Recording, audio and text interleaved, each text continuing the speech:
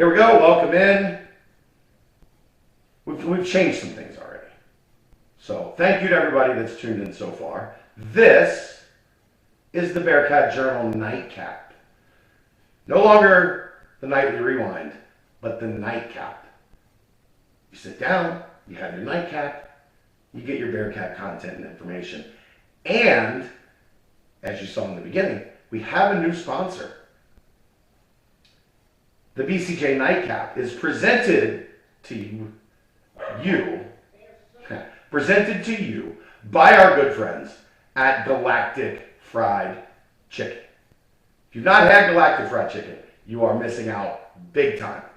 Awesome fried chicken, awesome chicken tenders, great sides. I don't even like fried pickles. I don't like pickles at all, but the fried pickles are delicious. Get yourself to Galactic Fried Chicken. It's in Dayton, Kentucky. They're not open on Tuesdays. They're not open on holidays. And they're definitely not open during Bearcat Bowl season because they're at the bowl game.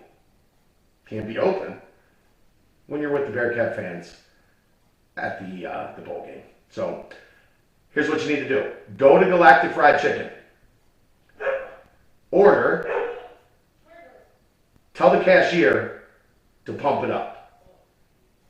Show them that you're a member of Bearcat Journal. You get 15% off.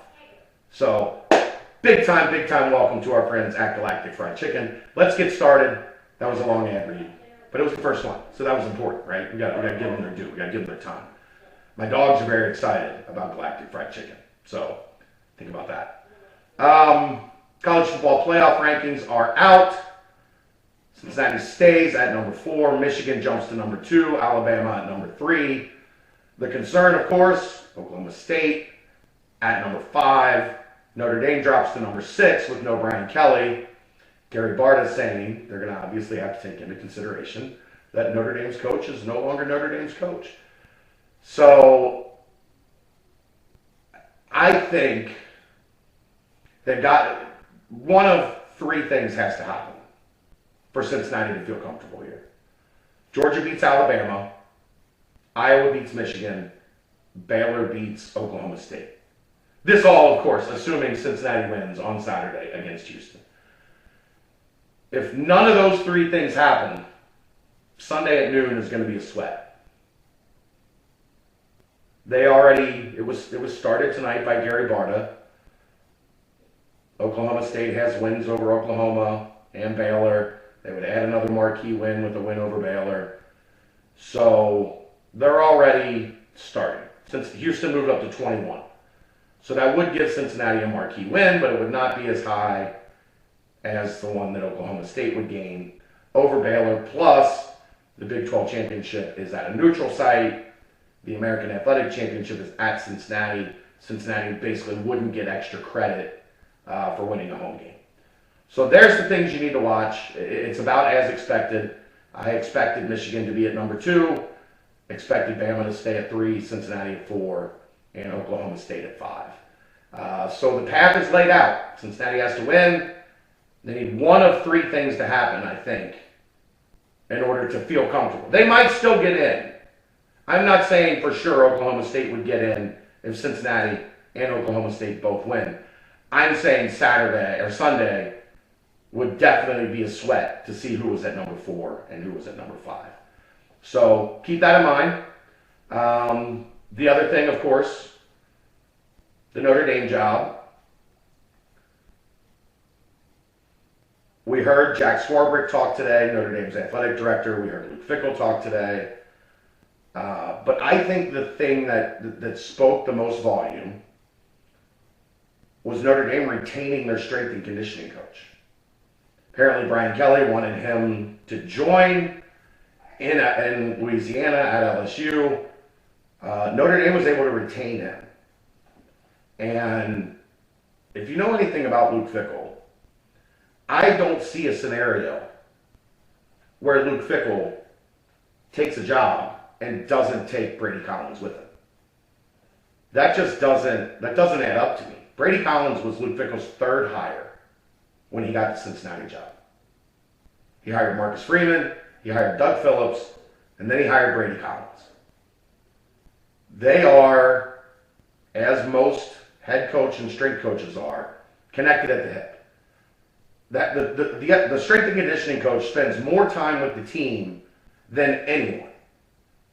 They've got them throughout the winter, the summer, most of the spring, even though spring football sprinkled in there.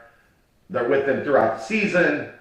It's just such a vital piece of the operation that I find it really almost impossible to believe that if Notre Dame was really targeting Luke Fickell, that they would have retained their strength coach, because they have to know. They have to know that's a non-starter. Telling a veteran coach who his strength coach is, if they don't already have a relationship, that doesn't add up. That doesn't make sense. So I have a hard time believing that that they're going to go after Luke Fickell and tell him this is the guy, this is your guy. Like I don't see it. They're also trying to retain Tommy Rees as their offensive coordinator. They're trying to retain Mike Elko as their defensive line coach. That's not how this works unless you already know who your head coach is going to be, and they've signed off on retaining these assistants. Especially in a place like, if you're going to pay Luke Fickell to come to Notre Dame, and you're going to pay him $8, $9 million, $10 million a year, he's absolutely going to want full say, full control on his staff. Now, maybe there's a point where you come to an agreement. We want, this guy's been a lifer, and we think it would be best if you keep our D-line coach, let's say, or a running back coach, or something along those lines. But strength coach, offensive coordinator, that tells me, and Reese hasn't decided to stay yet, but they are working to retain him so that he doesn't go to LSU. I think that's a tell. Maybe I'll be wrong.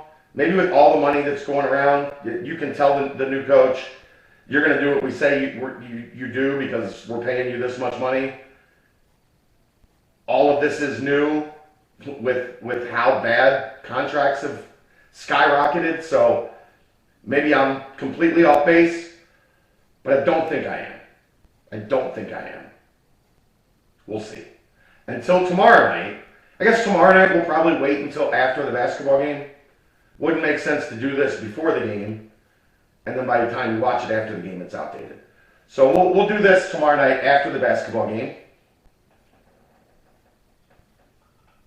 Enjoy your nightcap. Right here on BearcatJournal.com. Brought to you by our good friends at Galactic Fried Chicken.